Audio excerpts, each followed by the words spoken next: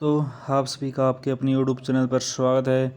आज हम बात करने वाले हैं आर्मी DGEME का जो हाल ही में एग्ज़ाम होने वाला है उसके डॉक्यूमेंट के बारे में और एडमिट कार्ड के बारे में बात करने वाले हैं। तो आपको क्या क्या डॉक्यूमेंट है वो एग्ज़ाम के अंदर लेकर जानी है, क्योंकि आपका एग्ज़ाम होगा ना उससे पहले आपका DV है वो रहने वाला है, यानी डॉक्यूमेंट वेरिफिकेशन होगा। उसके बाद ही आपको एग्ज़ाम देने दिया जाएगा। जिन बच्चों के डॉक्यूमेंट सभी सही होंगे उनको ही आगे एग्ज़ाम के लिए वो बुलाया जाएगा।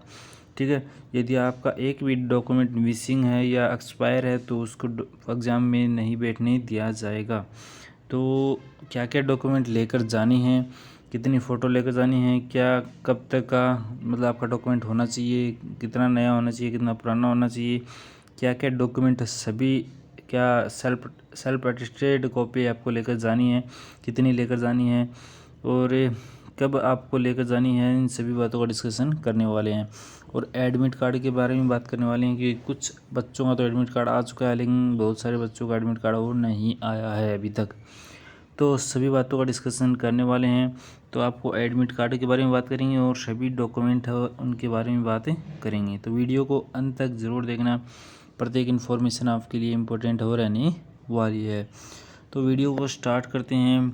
तो आपका जो DGEME है ना, उसकी जो प्रत्येक यूनिट वाइज है वो आर्मी बेस वर्कशॉप होते हैं।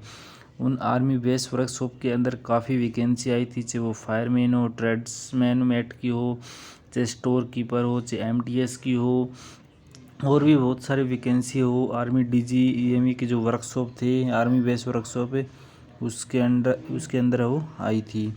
ठीक है, तो उसके अंदर जितनी भी वैकेंसी आपकी आई थी उनके एडमिट कार्ड है वो आने स्टार्ट हो गए हैं।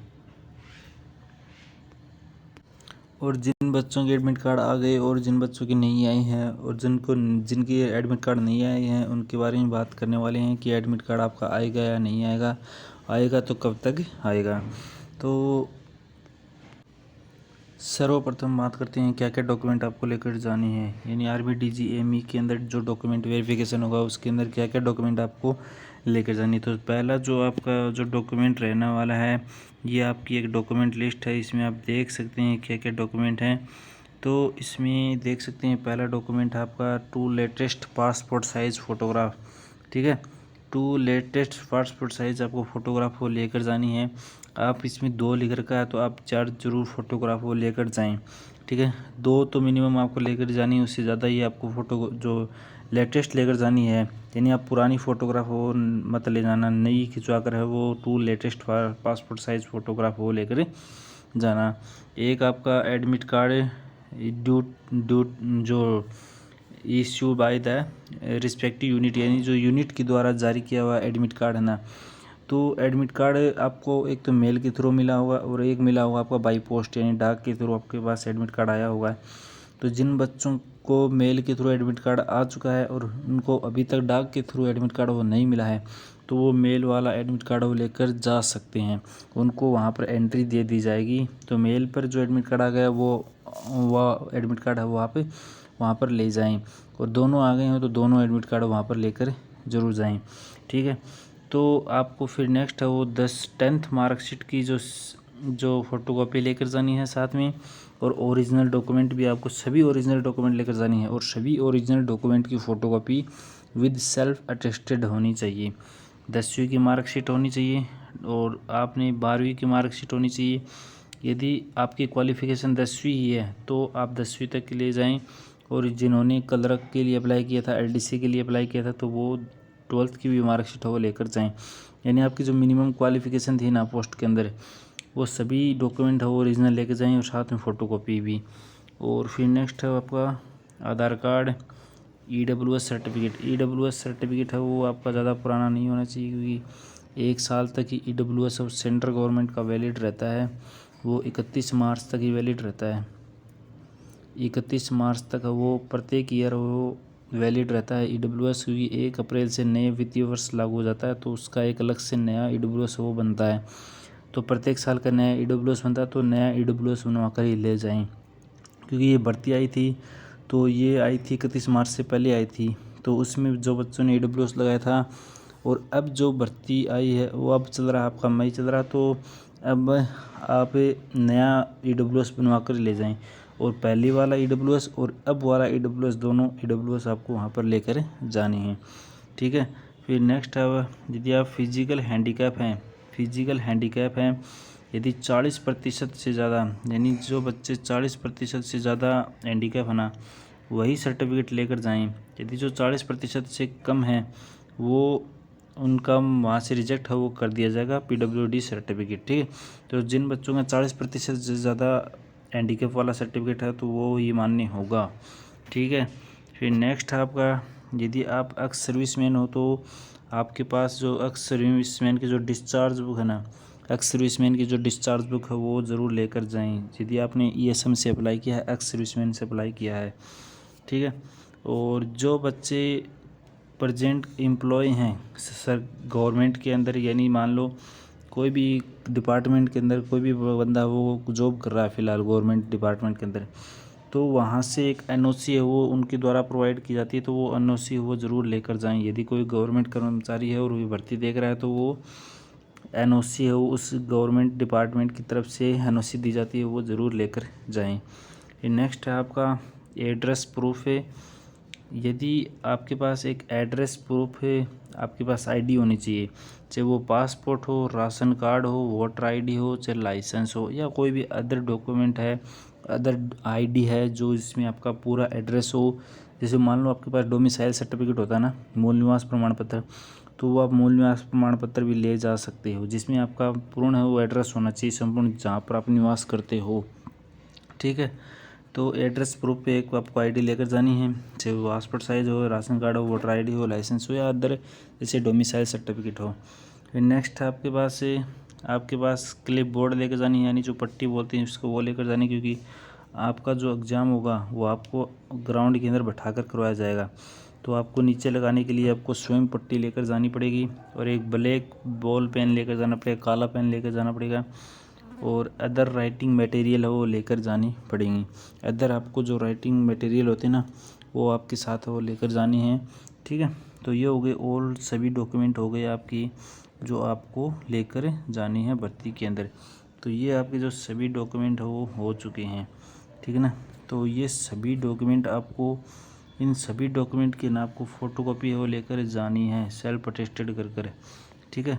तो सेल्फ अटेस्टेड कर कर आपको ये फ़ोटोकॉपी है वो लेकर जानी है। और यदि कोई आपका डॉक्यूमेंट है वो एक्सपायर हो गया, जैसे OBC सर्टिफिकेट है वो 1 साल से ज़्यादा पुराना नहीं होना चाहिए, ठीक है। नहीं सॉरी आपका मतलब ज़्यादा कई साल ज़्यादा पुराना नहीं होना चाहिए, तो आप लेटेस्ट वो OBC सर्टिफिकेट भी बनवा कर ले जाएं और पुरानी वाला भी लेकर जाएं, ठीक है। तो ज़्यादा पुराना OBC सर्टिफिकेट वो नहीं होना चाहिए, वो भी आप लेटेस्ट वो बना कर ले जाएं। तो ये हो गए आपके सभी डॉक्यूमेंट हैं जो कि बहुत इंपॉर्टेंट है वो रहने वाले हैं आपकी इस भर्ती के अंदर, क्योंकि सबसे पहले आपका DV होगा, डॉक्यूमेंट वेरिफिकेशन होगा। जो बच्चा सभी डॉक्यूमेंट है वो लाएगा उसी को आगे एग्ज़ाम में बैठने दिया जाएगा, अन्यथा उसको बाहर है वो कर दिया जाएगा। तो इसलिए आपका डॉक्यूमेंट है वो अब की बार मेन इम्पोर्टेंट रोल निभाने वाले हैं। यदि ये डॉक्यूमेंट नहीं है तो आप बनवा लो, अभी भी टाइम है, ठीक है। और बात करें नेक्स्ट आपका एडमिट कार्ड के बारे में, तो जिन बच्चों के पास मेल के थ्रू इस प्रकार का एडमिट कार्ड आया होगा, ठीक है, तो सारे बच्चों के पास मेल के थ्रू इस प्रकार का एडमिट कार्ड आया है, लेकिन उनको अभी तक है वो मतलब क्या नहीं मिला है, बाई पोस्ट एडमिट कार्ड नहीं मिला है, मतलब डाक के थ्रू एडमिट कार्ड वो नहीं मिला है।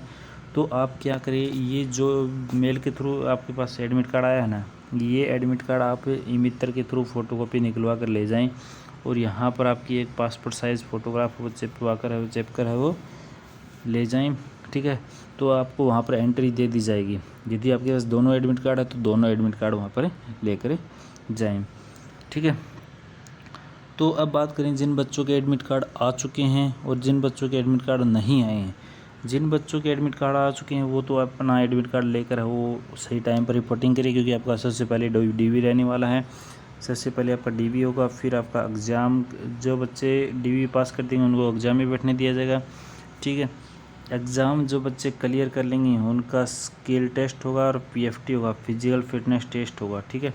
फिर आपका मेडिकल रहने वाला है और फिर आपकी फाइनल मेरिट लिस्ट वो आएगी जिनको बच्चों को ज्वाइनिंग दी जाएगी। और जिन बच्चों का नहीं आया है, जिन बच्चों का एडमिट कार्ड नहीं आया है अभी तक, तो उन बच्चों को यानी 25 मई से पहले एडमिट कार्ड वो मिल जाएगा, यानी 25 मई से पहले एडमिट कार्ड वो मिल जाएगा। और जिन बच्चों की मतलब 23 मई से भर्ती है, कई यूनिटों की 23 मई से है, उनको 20 मई तक एडमिट कार्ड वो मिल जाएगा। ठीक है। और जिन बच्चों की 25 मई यानी जिनकी जून के अंदर एग्ज़ाम वगैरह डीवी वगैरह रहने वाली है, उनको 25 मई तक या 30 मई तक है, वो 30 मई से पहले है, वो जिनकी जून में है ना, जिनकी एग्ज़ाम जून के अंदर है ना, उनको तो 30 मई से पहले मिल जाएगा, 30 मई से पहले। ठीक है, 30 मई से पहले एडमिट कार्ड बाई पोस्ट और मेल के थ्रू मिल जाएगा। और क्योंकि कई यूनिट है, कई आर्मी बेस वर्कशॉप में वो तो मेल के थ्रू और बाई पोस्ट ही भेजते हैं, कई यूनिट है वो सिर्फ आपका बाई पोस्ट ही भेजेंगे। ठीक है, कई जो यूनिट होती हैं वो मेल भी करती हैं और आपका बाई पोस्ट भी भेजती हैं, और कुछ यूनिट ऐसी हैं जो आपके by post he admit card भेज रही हैं। ठीक है, तो जिनका जून में है उनका 30 मई से पहले आ जाएगा।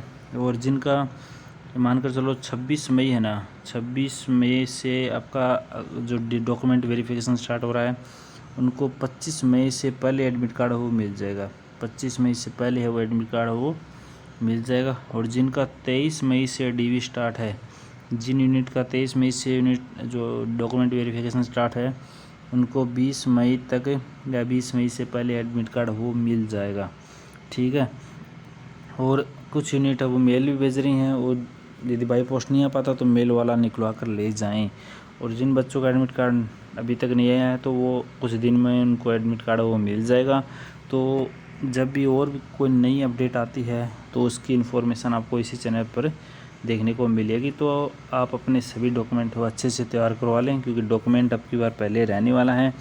तो यदि डॉक्यूमेंट ही सही नहीं होंगे तो आपको आगे नहीं बैठना दिया जाएगा और वहीं से आपको रिजेक्ट कर दिया जाएगा। तो इसलिए सभी डॉक्यूमेंट है वो अच्छे से तैयार कर ले, और उनकी फ़ोटोकॉपी और ओरिजिनल डॉक्यूमेंट आपको वहाँ पर लेकर जाने पड़ेंगे डॉक्यूमेंट वेरिफिकेशन में। ठीक है, तो ये वीडियो अच्छा लगा तो इस वीडियो को ज़्यादा से ज़्यादा शेयर करो, इस चैनल को सब्सक्राइब कर लें, और इस वीडियो को लाइक, और कोई कन्फ्यूजन हो तो आप हमें कमेंट कर पूछ सकते हैं। थैंक यू एंड जय हिंद।